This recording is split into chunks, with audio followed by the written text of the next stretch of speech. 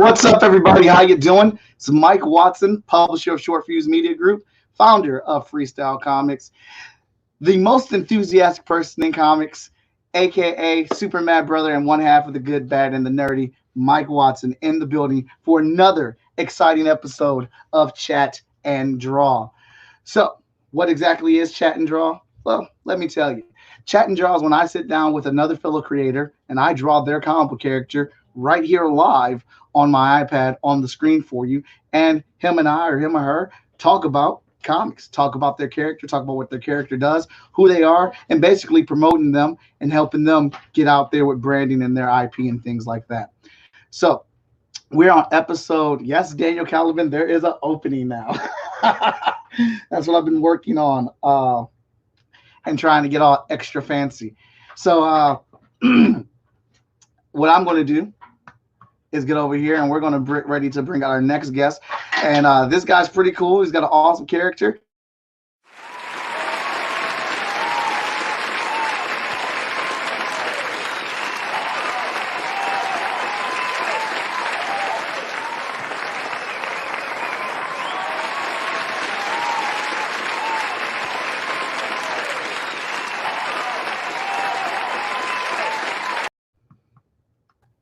Mr. Allen's in the building with us, everybody. Hey, how's it going there, Mike? It's going fine. How are you doing today? Doing all right, doing all right. All right. Just wanted to take a chance to, thank you for doing this, because I know, as we've talked about before, it's pretty much an uphill climb to get any sort of eyes on indie projects. But I know that you guys with Short Fuse seem to do a really good job of getting your word out for your different projects. Well, we do what we can. We're also in the same boat. You know, we're trying to spread word and let people know about what we do at the same time. We got a little bit of an audience, and we figured we would try to use that to help people out and spread the word, especially with everybody on lockdown right now. And there have been some really cool things about this. Is that, excuse me, getting an iPad ready. Is that I've gotten to meet a ton of awesome creators and some really cool characters. Mm-hmm. So this is a really cool opportunity for me, myself, as well. And I appreciate you guys stepping onto the show. Trying to get...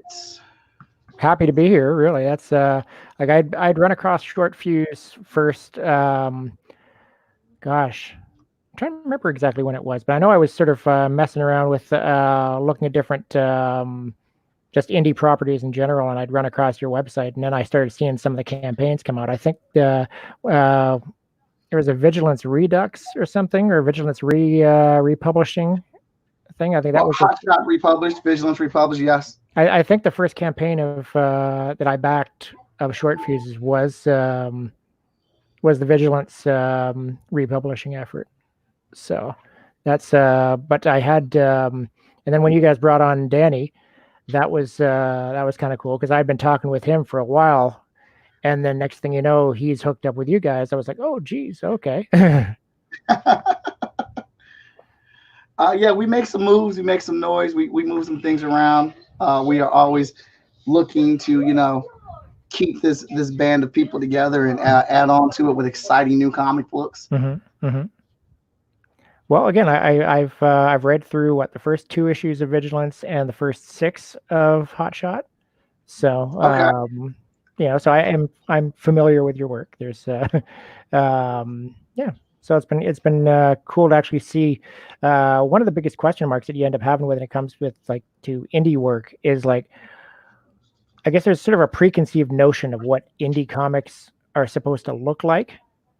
So as opposed to mainstream sort of things. And now I'm a big fan of the mainstream style. So I've always been sort of hesitant when it comes to the indie properties. But, from pretty much the first book of yours that I was picking up, I'm like, okay, yeah, these guys are putting out what I would want to be reading. So as opposed, because there are some things out there that I've looked at and I'm like, oh man, okay, well, I'll be nice and I'll back whatever because, I'm Canadian and that's what we do. But yeah, there are some properties that I'm a lot more enthusiastic about than others, and certainly you guys fall into that domain. All right, cool beans. Well, that's very nice to know that you are a fan of the series. Thank you very much. I do want to ask you a question. I know you said you really enjoyed it, and I love it. That's great. That makes me happy. But I'm always kind of interested in what part of it did you not like?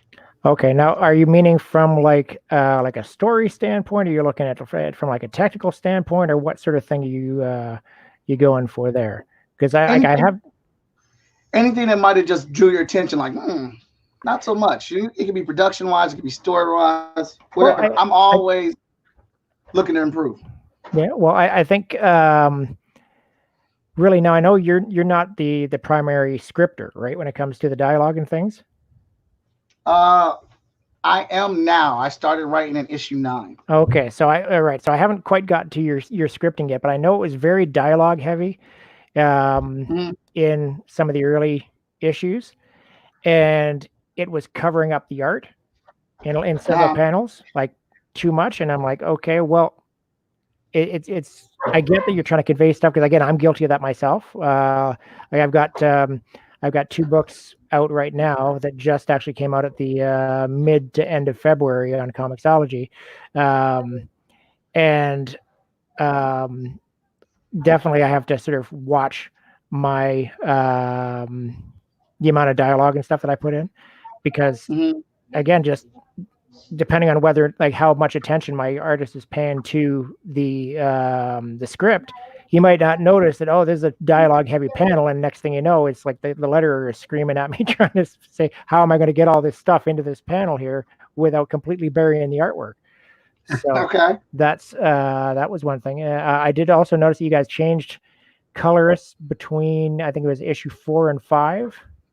Hmm. Um, like the color is like for issue 5 for sure is like it shows off the artwork a lot better Hmm. than what we had in the early going, because I was finding that there were some stuff in the early issues where I know like Carla is sort of a bone of contention from what I was hearing on Danny's broadcast a couple days ago, um, but I was noticing just from the visuals of the character, because of the color choices that were made, it almost looked like her hair and her like skull were all like one piece basically. So Hmm.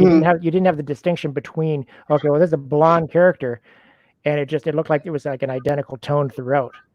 So that was that was just little things that I was noticing.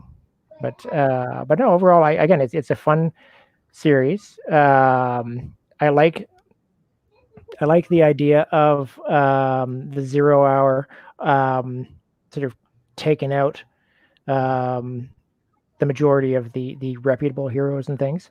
Um, so yeah, I think it's a good concept. Now, vigilance is an alien, correct? Yes. Yes. Okay.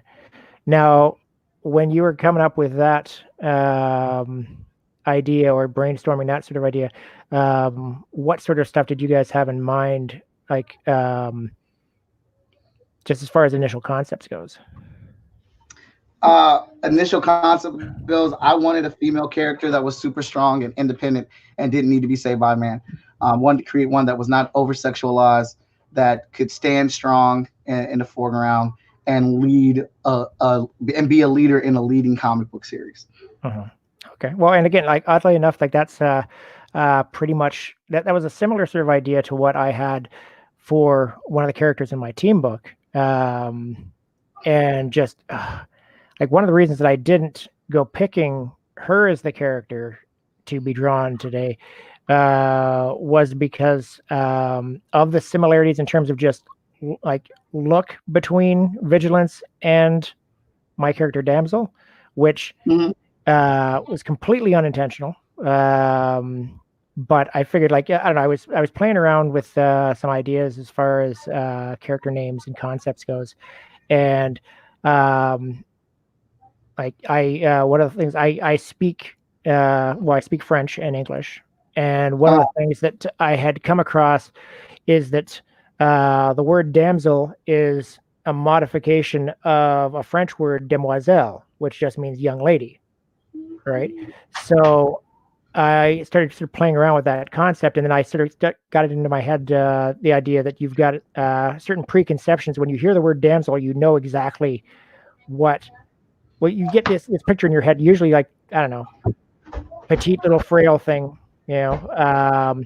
So I was like, okay, I want to take every preconception that I have of the word damsel and flip it on its head. So basically, Okay. instead of this weak little, weak little frail thing, I want Serena Williams.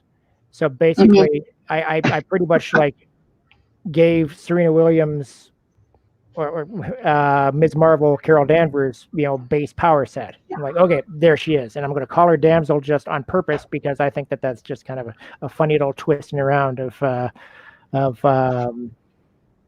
the expectations and stuff. So, All right.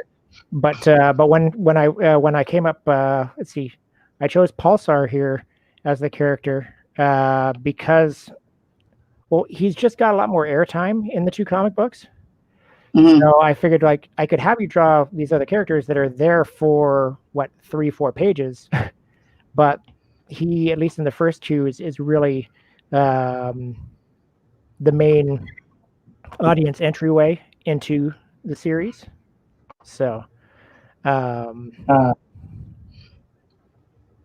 yeah. hey, there's nothing wrong with that, man. Sometimes it's hard to pick and choose. Mhm. Um, Me and Danny had a conversation. Actually, a couple people and I had the conversation. But Hotshot's the flagship character of Freestyle Comics. He's been around for a long time. And then when I came out with Vigilance, she got mighty popular, mighty fast. And Mm. for like 2 years in a row, she was the #1 selling comic book.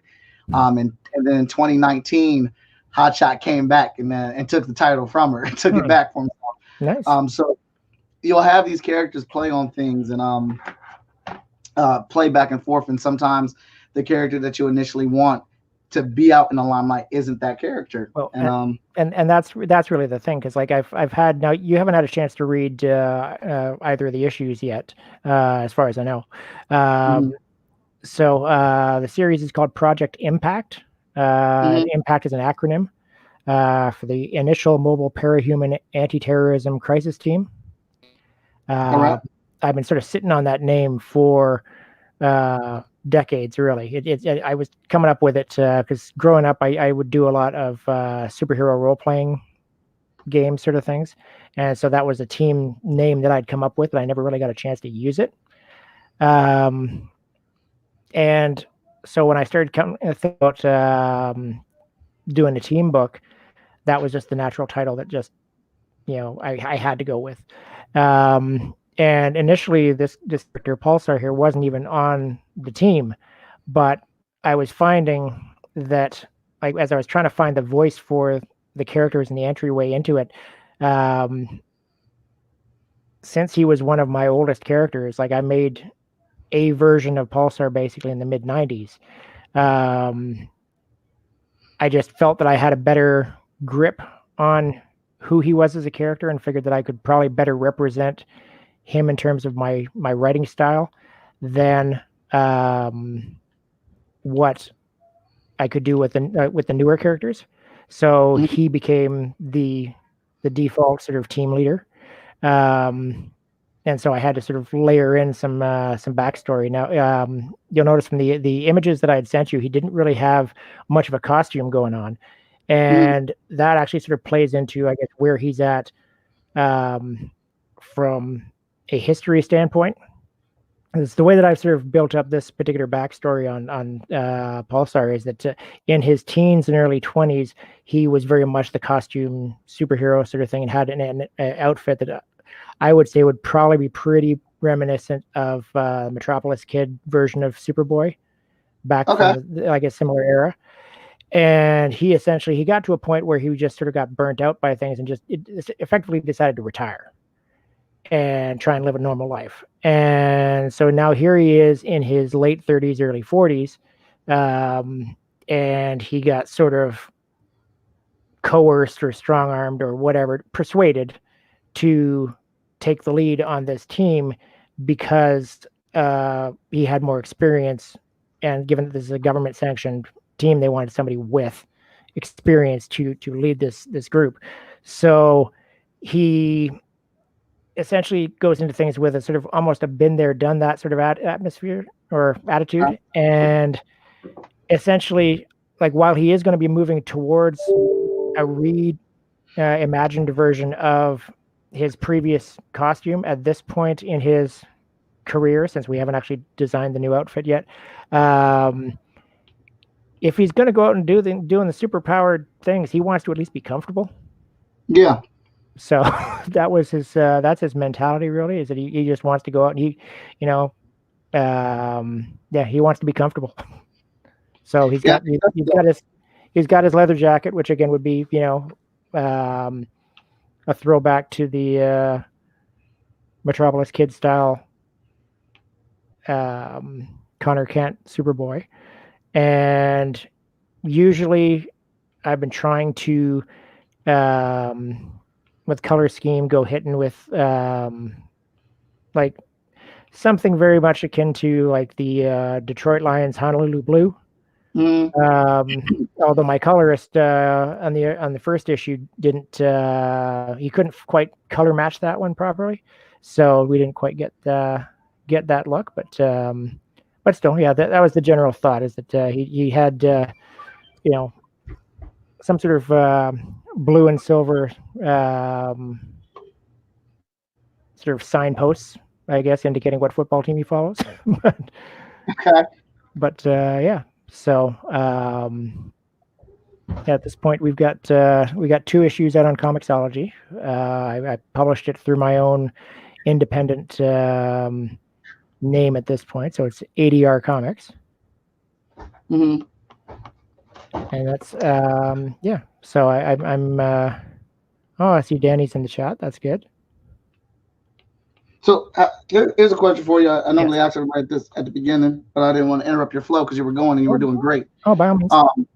No, you're fine. That's why I didn't want to stop you. You were giving us the info. What's your 2-minute elevator pitch for this guy? For this guy, okay. So this guy, like, what's the elevator pitch? Okay, specifically this guy. Again, he's now at this point. All right, hold on, stop. Let me rephrase that. What's the elevator pitch to make somebody pick up and say, "I want this book today"? Okay, so you got yourself a government-sanctioned superhero team based in Canada. Secret work headphones activate. No, sorry, I'm just watching the chat here, and Danny's piping in. Yeah, so government-sponsored superhero team based out of Canada. Sort of I guess while we have some things in common with Alpha Flight by virtue of the fact that we are both Canadian teams or whatever, we're not quite going the stereotypical route that Alpha Flight did. Like to think that there's a good sense of humor to things. The team was formed specifically to deal with the influx of supervillains crossing the border, because essentially, yeah,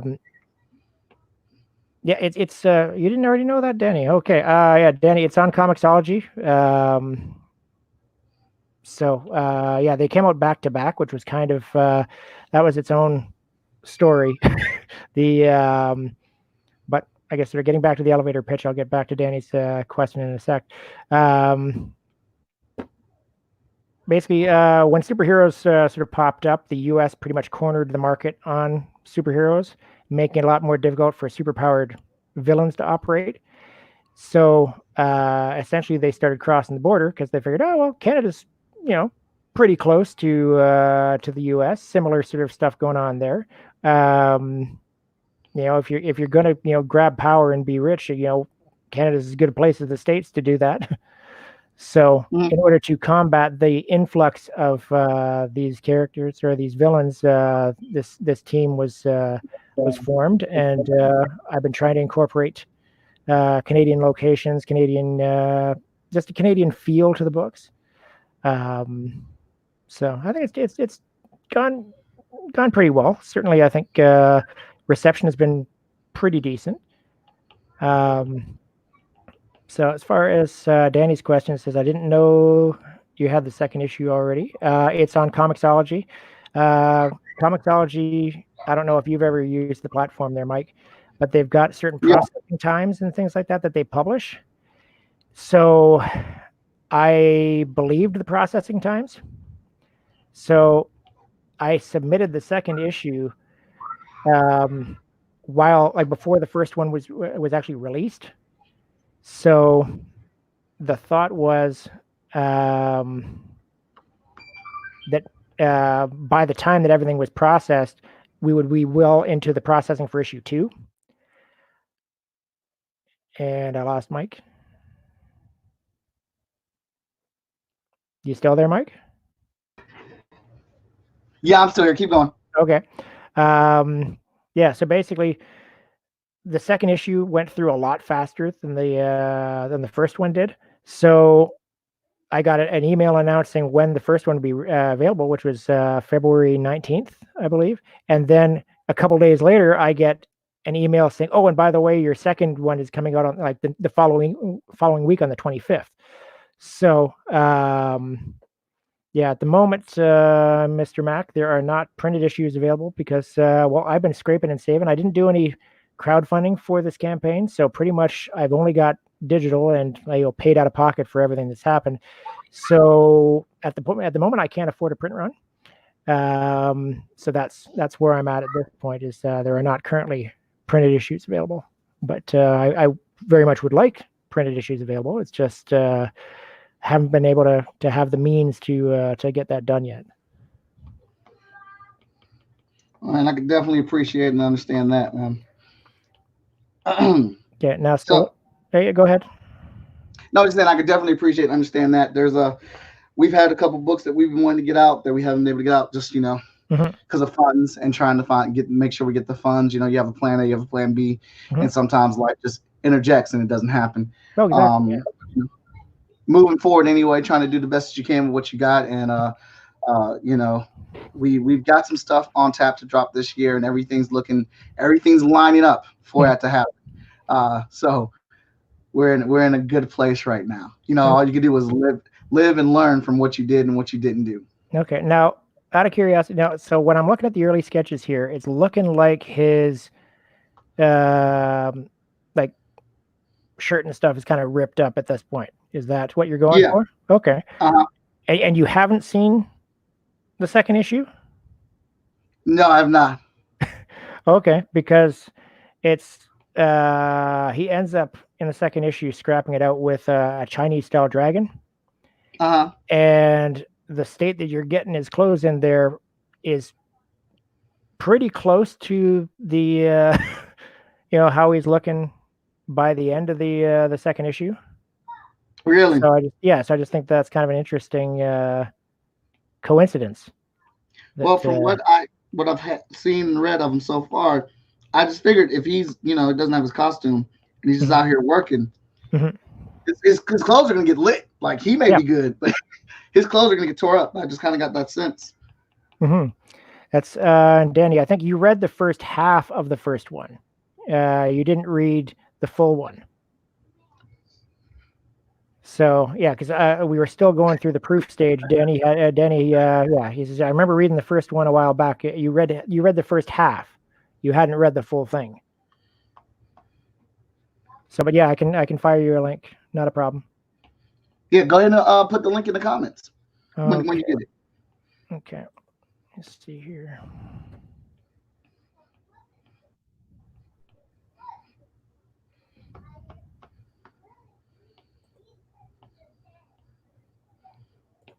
Okay, so I can.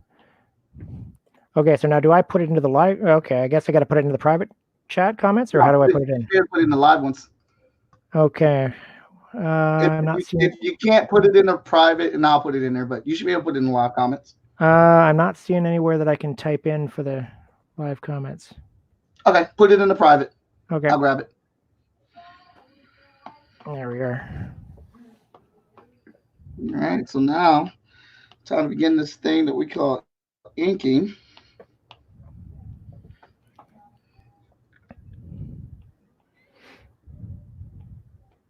So now we're off to some questions here of mine.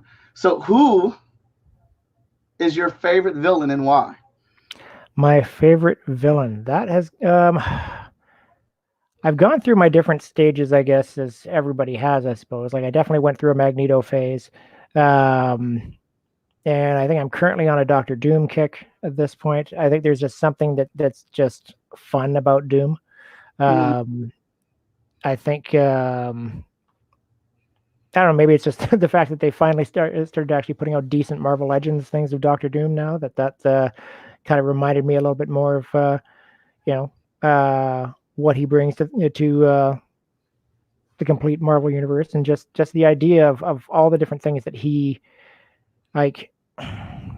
He's a scientist. He's a sorcerer. He's got you know super intelligence. He picked himself up from being a traveling gypsy, and is now the despot tyrant of a Eastern European nation. Um, he's yeah, he's just he's such a go-to, I think, for me. Um, like a lot of the most, I think it would be fun to write dialogue for him. Because there's just this air of arrogance, but also by the same token, knowing that he can manage to back it up.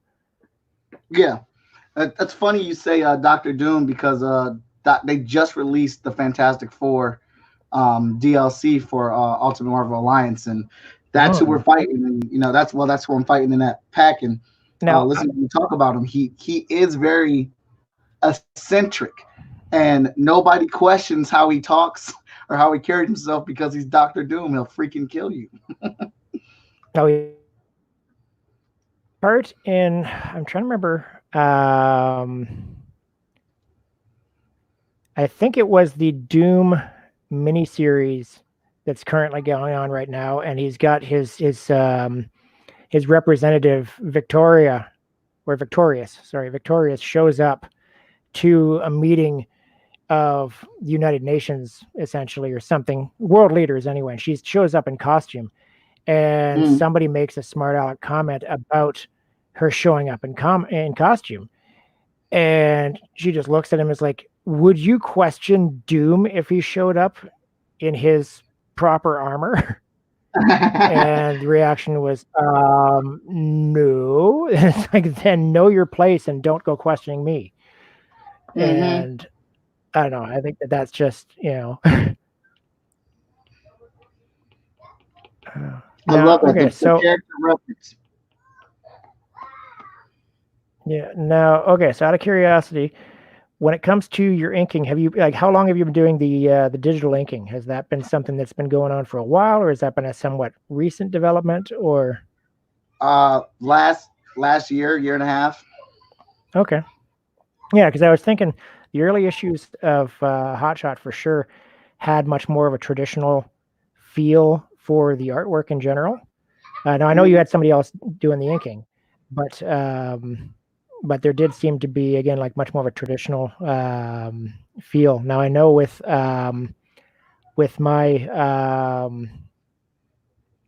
my book, my artist has just started doing digital inking himself, which really would have been helpful in the first issue in particular, because there were some panels that you just kind of wish you had back, you know. Hmm.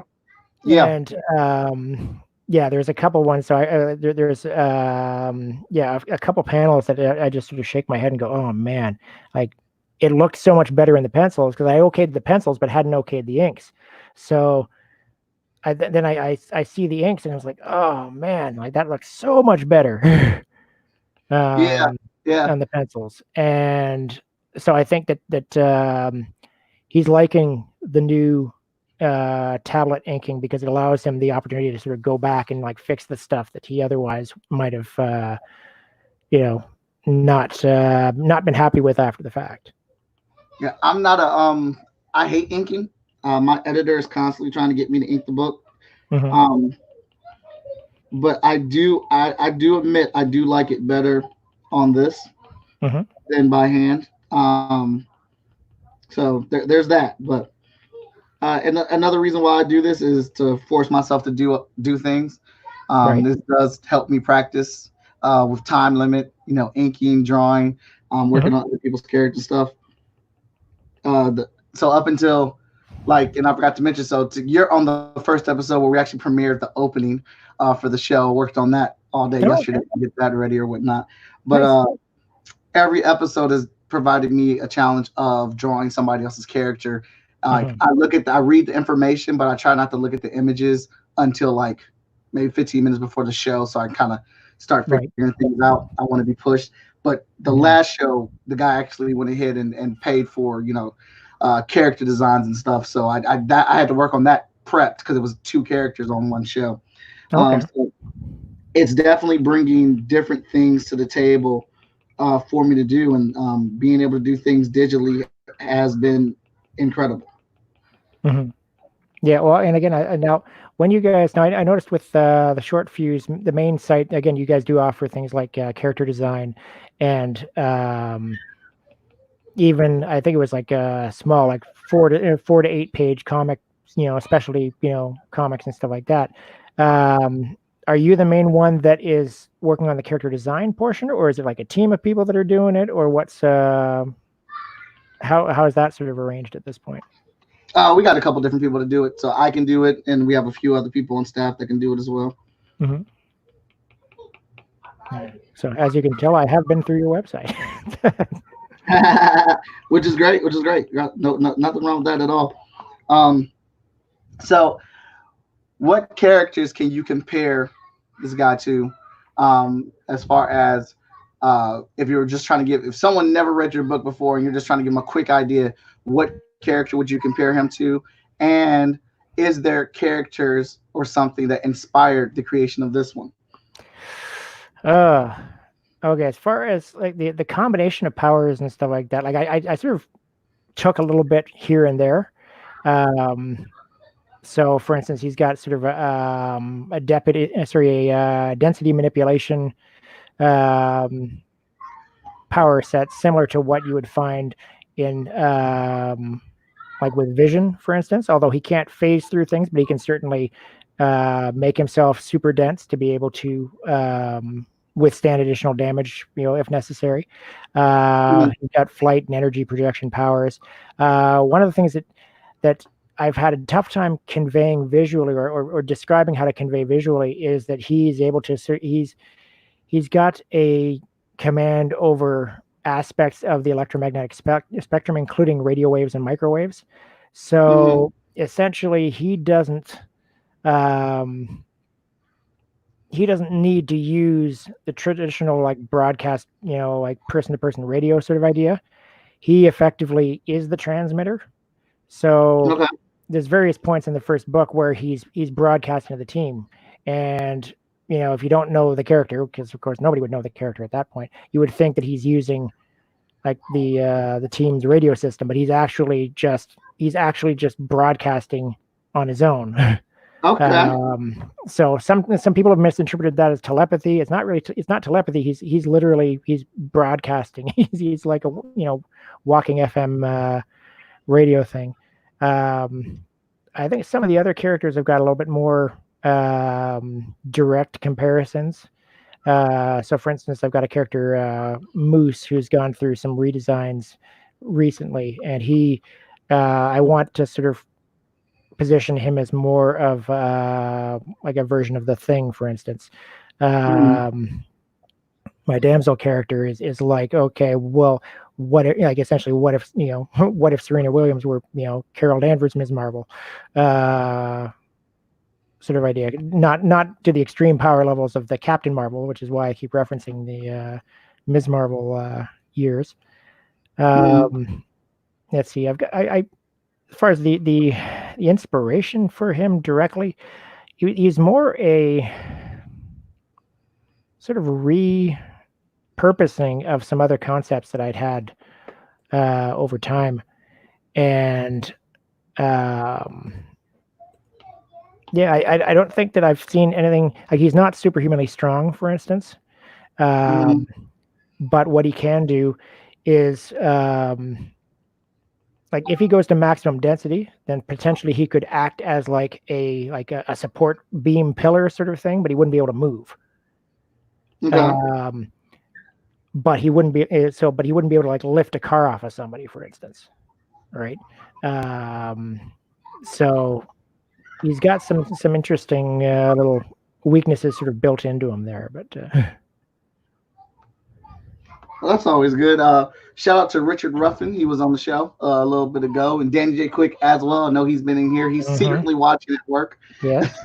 Oh yeah, well, Danny and I have gone back a ways. I think I was backing him. Gosh, for sure the third Ace Blade, maybe as far back as the second, and then of course the Lumberjacks campaign as well, and then the King Supreme title. So I've been quite familiar with Danny's world there. So we almost had an accidental cameo of Ace Blade actually, because an accidental. Yeah, because when you look at there's sort of a flashback sequence. There's a flashback sequence in the first book that's talking about the emergence of the American heroes, and just like I didn't give much direction to my artist. I just said, okay, I'll just come up with whatever. And when I looked back at one of the characters, I thought if I had been more specific with the color palette for the costume design on this one character, that could have been Ace Blade pretty easily. And just I didn't notice it because I think I met Danny after that particular page was done. But okay, so Danny, let me see here. Maybe I'll try and get in this way. I wonder if I can get in that way. Nope.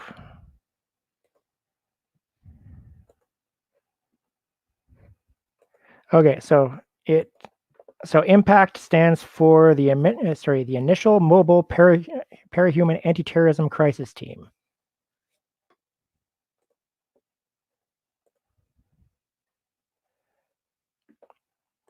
Let me just.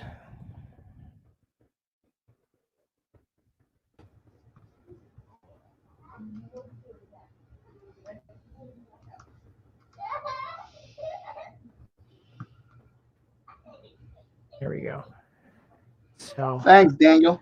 I don't know if you saw it, but Danny's asking, what does impact actually stand for? I don't think he's here for it. Yep. I just went through that again just now, as well as I sent him another quick message there. That's since I still can't figure out how to actually get into the Facebook comments on there. I don't know why that is, but so be it. I guess that's just the way that. Maybe if I go in this way. Oh, live videos.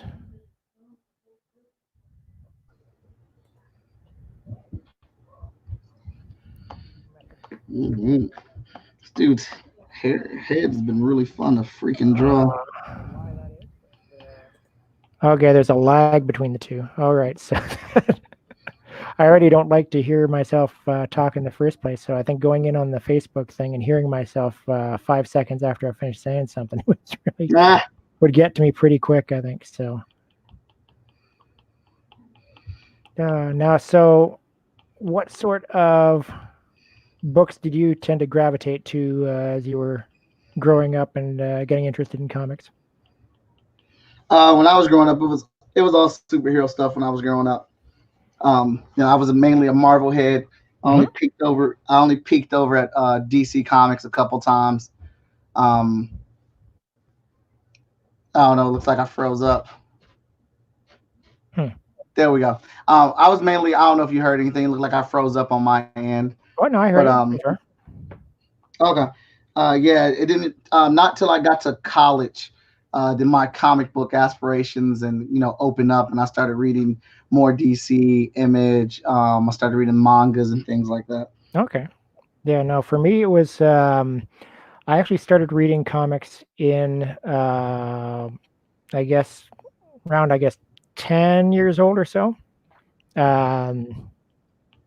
Basically I'd gone to visit my cousins out west at one point, and what they had Yeah, so what they had was, I guess, like they had a trailer that we went off camping at the time, and my cousin had left a bunch of his comic books there, part of, I guess, the '80s Thor run. So I started reading some of those, and I had already gotten interested in, like, I used to watch the Super Friends cartoon, and I remember like the old Spider-Man and His Amazing Friends reruns and things like that. And then I started actually collecting on my own probably around grade 5, I guess. And that just happened to be right before they started pulling some stuff with like the Mutant Massacre, for instance. That whole thing happened when I was initially collecting, and so I was collecting right up until the start of Image, like so pre-comic book bust. But I was finding like I couldn't like they kept jacking up the prices and I couldn't afford it anymore. But also I'd had a bunch of these Image comics on my pull list, but nothing was ever coming out. They were like, I don't know if you remember the early Image days at all, but they were notoriously bad at hitting deadlines. So like you could sit there and have like Youngblood or something on your pull list, and then it wouldn't come out in the month it was supposed to come out. So next thing you know, you'd have this like deluge of titles that would come out all at once, so which made it that much harder to try and afford, right? So Right. So I sort of dropped out for a while. I love collecting comic books, but I was young when I was getting them, so it was hard for me to get them because I just didn't have any money. So me too.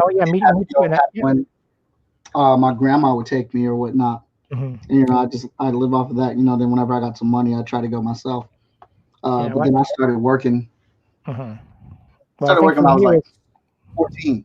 Yep, same. Yeah, I think for me it was sometime around. I think I started collecting some of the stuff. Like I honestly don't know how I afforded the stuff back in like grade 7, and I think grade 7 and 8. I guess I was grade 8 for sure. I was doing like some babysitting and stuff like that with just like neighbor kids and things. So that was probably the biggest thing. But and then I started working at a car wash in grade 9, and that allowed me to to run things. But so just a question from Danny: are you planning on doing crowdfunding for the print run? I'd love to have a copy. Right now, I'm trying to develop enough of a following, social media following, to be able to pull it off. I've looked at a bunch of different sort of crowdfunding related marketing sites and things like that, and they pretty much had said if you don't have a certain number of followers across all of your media platforms, then you're not going to be able to successfully run the campaign. And we haven't hit that level yet. I think I've got a little over 700 followers on Twitter. I think only about 200 and some on Instagram, and just under 200 on Facebook. So we haven't hit the number that we would need to effectively push the book out. Yeah, go ahead. I don't know if it's number. I don't know if it's number you need. I think it's more of a concern of engagement. I mean, I got a lot of followers on my personal page, but I don't have enough engagement, and that's the thing I'm always trying to figure out how to make. And if you have an engaging crowd, I think you can still hit a Kickstarter, because if you got a crowd of people that are behind you, that advocates for you, that share and like your stuff, then they're going to share it out to their networks. They're going to constantly talk you up and stuff like that. So I mean, I wouldn't put 100% behind the number thing. It's if you got a ton of social media interaction and engagement, man, I'd go ahead and go for it. Yeah, well, and that's just it. Like I think I've got the majority of my engagement ends up being really with a handful of people. So it's not like, so that's why, again, it's like, all right, well, I know I've got 700 followers here, but do I actually have more than like 5 that might be interested in getting the book? Like, that's the question, right? So, so that would be the biggest sort of question mark there. But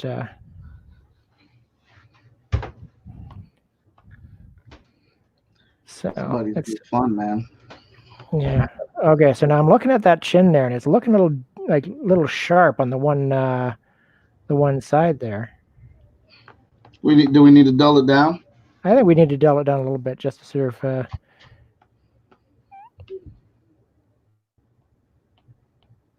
Yeah, because it's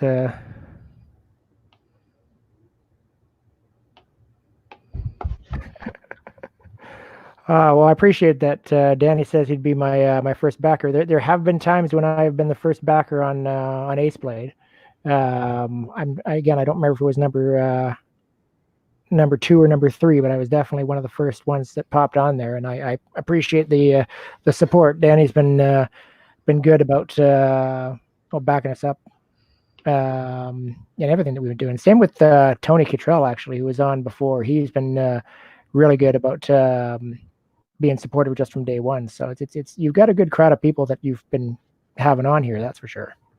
Hey, I agree with you. I'm very happy with the people that we've had on here and like drawing these characters and having this great conversation stuff with them. I'm sitting here drawing the characters and like the same things happen with yours. Like, man, this character is fun as hell to draw.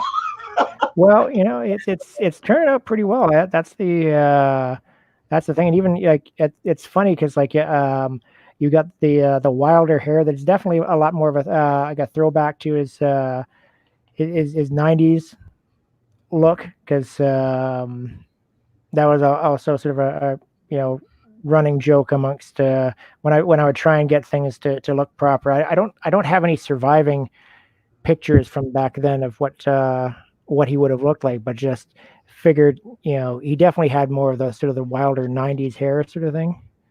And yeah, and that's fitting pretty well.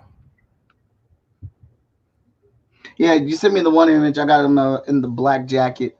Mm-hmm. Where it looks like he has a baseball tee on or whatnot with the black hair. I was like, that one really spoke to me. Mm-hmm.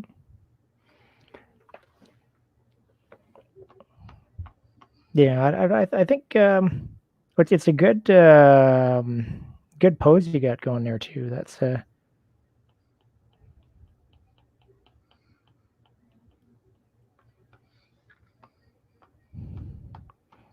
all right. So now I remember seeing something about how you've got like a ton of sort of issues sort of mapped out as far as where your storylines and stuff are going.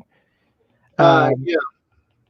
Yeah. Now, when I've been trying to write things, like I've been I guess my approach to writing has been a little bit different than that necessarily. I've been trying to make sure that whoever it is that picks up our books isn't left on a total cliffhanger. So I guess I've been going more of almost like a Monster of the Week style sort of thing, because like I honestly don't know how far I'm going to get with things, and I would really be bummed out if I got to a point and I left things on a cliffhanger or whatever like that, but then couldn't finish the run. So I've been sort of going with like an A plot and a story and a B story sort of thing, where the A story is essentially the monster of the week, but then I'm sort of seeding potential things in the B story that could eventually become or will eventually become the A story.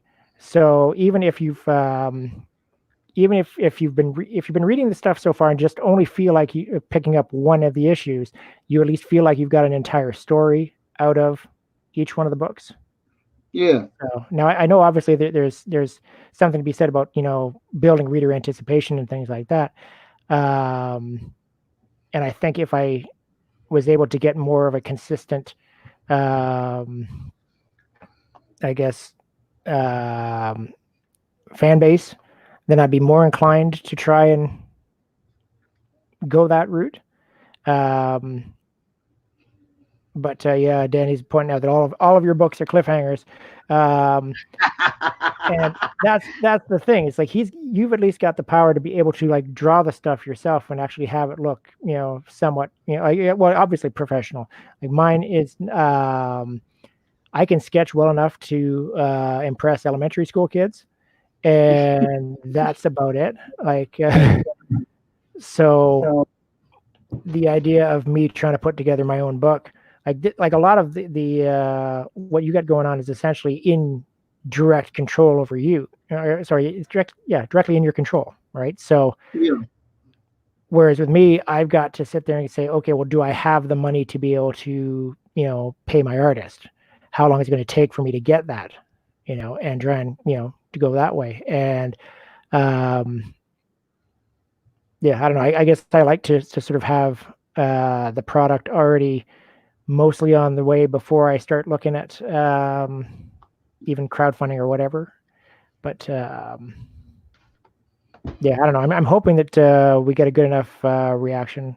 Like, I know that we're supposed to have a review of the first 2 issues coming up on Bleeding Cool on Thursday.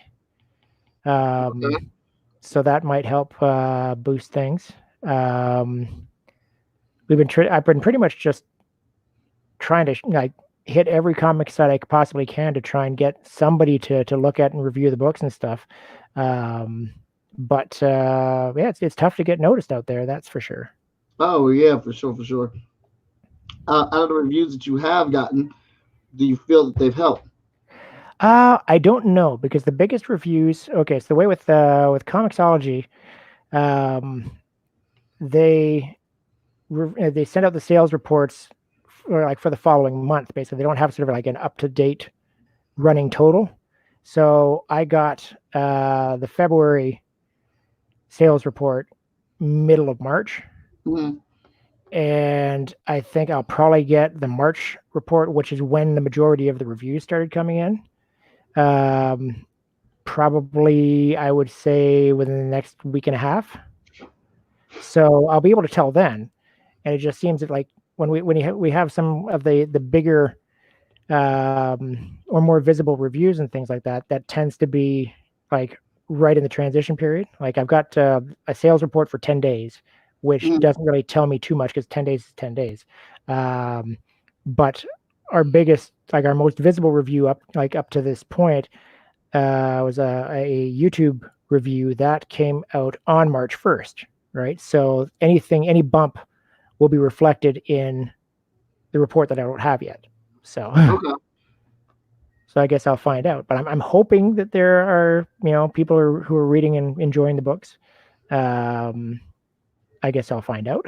But that's going to be the biggest determiner of how quickly I can manage to get to an issue 3. Because I know ultimately where I want to go with things, but in terms of how long it would take to get there, that's the other big question mark. So, because I didn't have like an initial sort of set story arc, for instance. I definitely have got sort of inter-team tensions that pop up in issue 2. Because I've got one character, it has got geokinesis, so basically he can move the earth, really. And so he tends to get stuck on the back burner a lot of the times. Like, Pulsar essentially like benches him quite a bit, because if they're going into populated areas and he's ripping up the ground, like, that's a danger to public safety. Right. And he really doesn't like the fact that he's getting benched as often as he is. So that's been that's going to develop into a source of tension on the team. But it's a matter of sort of getting to be able to tell that story. So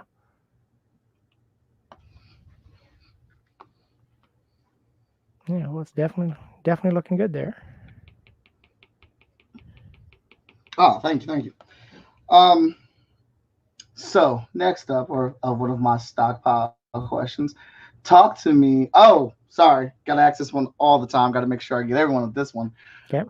When did you know you were in love with comic books? When did you take that fall in love with comics?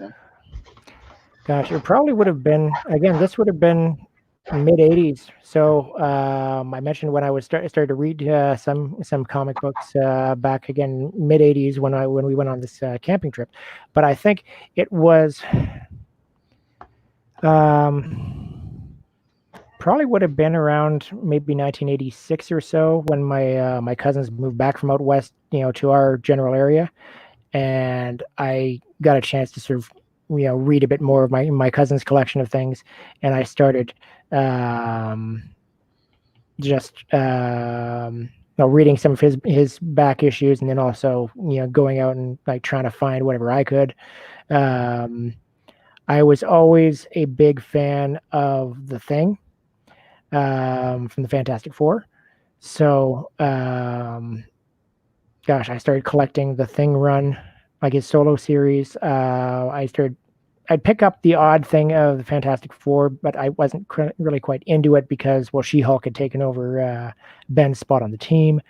Then I discovered the X-Men. I didn't even realize for the longest time that Wolverine was supposed to be Canadian. Really? Well, because the first images I ever saw of Wolverine were on Spider-Man and His Amazing Friends, and he had an Australian accent on Spider-Man and His Amazing Friends. So, as far as I knew, Wolverine was an Australian guy. And I find that to be so like mind blowing. I don't even know when I realized that was, that he wasn't Australian. But I think that's incredible because the X-Men cartoon, like the one that was the one episode that was like animated by some. Pride of the X-Men. Huh? Pride of the X-Men. I think so. Yeah, the one about Kitty Pryde. I remember when that was broadcast actually, because that was put out. Now, you're from like Ohio area, yes? No? Yes. Okay, so WUAB TV. Mm-hmm. Right. They had on that was actually the channel that I remember watching Pride of the X-Men on. Because when like our version of cable up here, we get a variety of American stations, and one of the ones that we get or that we got basically since, I'm not even sure when we started getting it, but I know we had it since the early 80s was WUAB. So I'd see a lot of like Indians games, and they were the channel also that played Robotech. Okay. They played Robotech in the afternoons, as well as they also played G.I. Joe and the Transformers, pretty much back to back. So yeah, a lot of my cartoon related influences comes directly from Channel 43. But yeah, I think Pride of the X-Men was on like a Saturday or something on that channel. So, and I think that probably was when he didn't have an Australian accent in that, I don't think, but he definitely did for Spider-Man and His Amazing Friends, because they were fighting the Juggernaut, and you hear Wolverine. I think one of the only things he ends up saying is like, "No, it's my turn," or whatever, and it's just he does this. Well, he says it with an Australian accent, so I just naturally thought he was Australian. Yeah, me too. Well, I mean, actually, I just lied. I had that X-Men book that told me, like, it was like a little book that told you all about the X-Men or whatever. It was like Professor X's Danger File. So I knew he was Canadian in there, but when I did see that cartoon, I was much older, never knew that was out. And I was like, why the hell does he have an Australian voice? Like, what decision was that? Yeah, somebody was not paying attention to the character. But I was kind of surprised. Like, I don't know when. Let's see. I think Deadpool is another he's supposed to be Canadian. Booster Gold is supposed to be Canadian. And then all of Alpha Flight, and I always thought Alpha Flight kind of got a raw deal about things, because they were never given any good villains to deal with at all.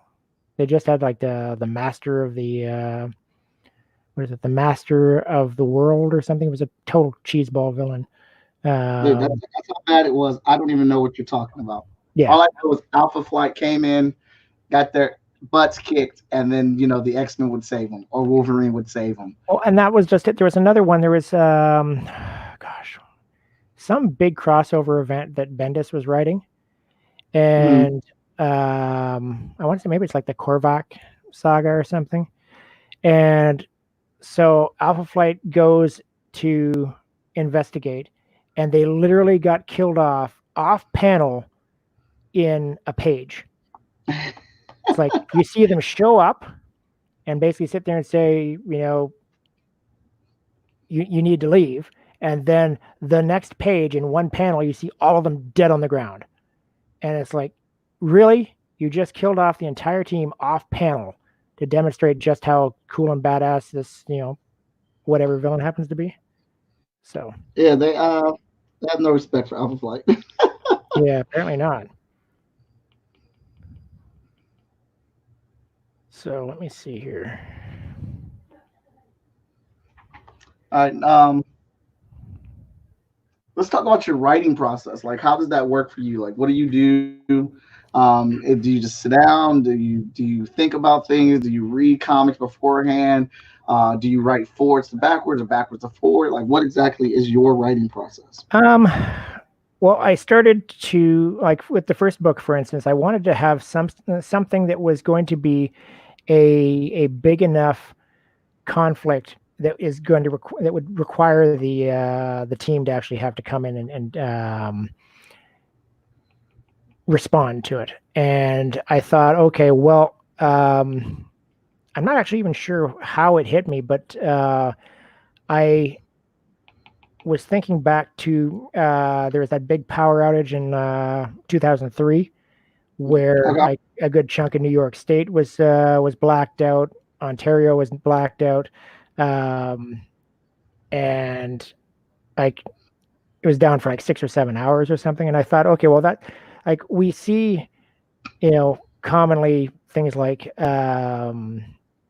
you know mass murder sprees, whatever, just like major violent incidents, but we don't necessarily see the impact that taking out a major public utility would be, and Mhm. how much would that actually, affect, you know, day to day life. You just look at now with this, virus quarantine stuff, how much it's affecting everything. So I thought, okay, well, what if I had a scenario where um, you've got supervillains taking out one of the main um, power plants in the province? That would certainly spark enough of a response. So then I started doing some research into, okay, what locations would fit that criteria. Mhm. Um, there was another point when I started thinking about like the power concepts for my Earth controller, Seism. And I thought, okay, well, if he wanted to practice using his powers, where would he have to go? And I thought, okay, well, the easiest or most logical location that they would have him training would be in like essentially like an artillery range. So I started doing web searches and things like that and research to try and find local, well, not local, but local enough artillery ranges, and set one of the team practice runs in that artillery range. Uh, Mhm. there's, let's see, when I had in the second issue, they were, let's see, I just happened to notice that the Royal Ontario Museum was having um, let's see, a showing of, um, I'm not even sure exactly what the period was, but essentially it's like almost like feudal China sort of thing as far as the exhibits. So I wouldn't want to call it ancient China because it isn't really ancient per se, but it's sort of like it's like the same sort of time period where they had Chinese emperors and things like that. Yeah. So when I saw that, I thought, okay, well, there's bound to be something that we could use for um, like a museum heist sort of idea. So that started clicking. I was listening to the radio at one point, and they were talking about UFO sightings and things like that, and that sort of sparked some ideas. So I pick it up wherever I can for the most part. Just something will hit me, and it's just like boom. Okay, here we are. And then I just sort of start going from there. Sometimes there are certain um, sort of vignettes or whatever that I have in mind. Um, like there was one part where there's one point in the first issue where Pulsar shows police lieutenant his ID card, and I had in a caption box, don't worry, I've never heard of you either, Mhm. and just I just had gotten into my head the idea of that I would find it funny if like to sort of put that in there, knowing very well that the reader has no idea who these guys are any more than any more than the police necessarily would. But Right. so it's little things like that that I'll just sort of draw on. But Well, man, there you go. yeah, it's looking good. Yeah, it's looking good. Yeah, just um, go ahead and send this off to you, but the inks are finished. Oh, that's awesome. That's awesome. Again, thank you very much for doing this. Again, as has been mentioned, this is Pulsar from Project Impact. Our books are available on Comixology. Just if you do like a search for project, ours will be one of the first ones that comes up. And yeah, they're both available right now. Well, the time lapse, that's kind of a cool effect. So it's able to track that the entire ways. Yep. Nice. Yeah. Well, again, I appreciate you doing this. Yeah, it looks like it turns out, yeah, really well. And I might have to see what my colorist thinks about taking a crack at this. Yeah, I'll send you the file, the inks Okay. file. Awesome. I'll send it with the sketchy part on it, and the sketch part without it, just the ink lines. Okay. I personally like how the sketch looks behind it. Mhm. But let everybody know where they can find you at, man, on social media, Okay. anything like Yeah, that. yep. On Twitter, we're at Impact Comic. Not to be confused with, yeah, it's comic singular, because there is an Impact Comics. That's not us. It's Impact Comic. On Facebook, we are at Project Impact Comic. Same thing on Instagram, Project Impact Comic. And yeah, that's where you can find us. And again, Comixology, just do a search for Project and you will find us. We got 2 issues out. And yeah, I like to think you get good bang for your buck, though. All right, cool beans. I'm Mike Watson. Please subscribe to the YouTube channel. If you're watching on YouTube, just give us a subscribe, a like, or a comment. I appreciate it very much. You can follow me on Art of Mike Watson on all social media, Twitter, Instagram, Facebook. Also, go to the Short Fuse Media Group website, shortfusemediagroup.com. Buy all your comic books, your merch, find your new comic book, your new craving, your new fandom at our website. If you buy the physical comic book, you get the digital comic book for free. And a little birdie at Freestyle Comics told me there's some free digital stuff if you buy from that store as well. So be sure to check us out. Tomorrow, I have a brand new episode of Chat and Draw going on here, and looking forward to that one. That's going to be a fun little adventure as well. And Thursday, we got another one in the books, and I will be knocking out one more special edition on Saturday. There have been a great response to this. I want to thank everybody that tunes in, that shares it, that we have signed up. I think I'm going to have to start a separate email just for this, and a Facebook page just for the chat and draws. So, Alan, I appreciate you coming on, man. I really hope you like it. Your character was fun as hell. Absolutely. No, I appreciate that. We're gonna, for some of you that have stuck around and did not see it, I'm gonna play the closeout, the opening for the show one more time because I am pretty proud of it.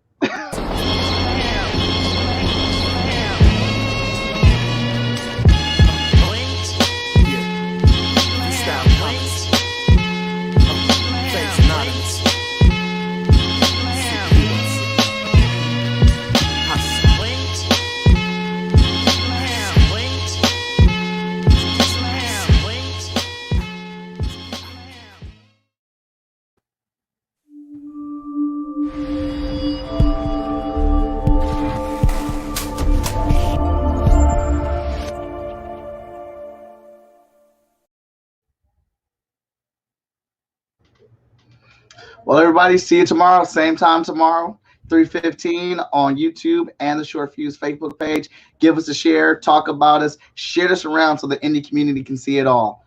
All right. Goodbye, everybody.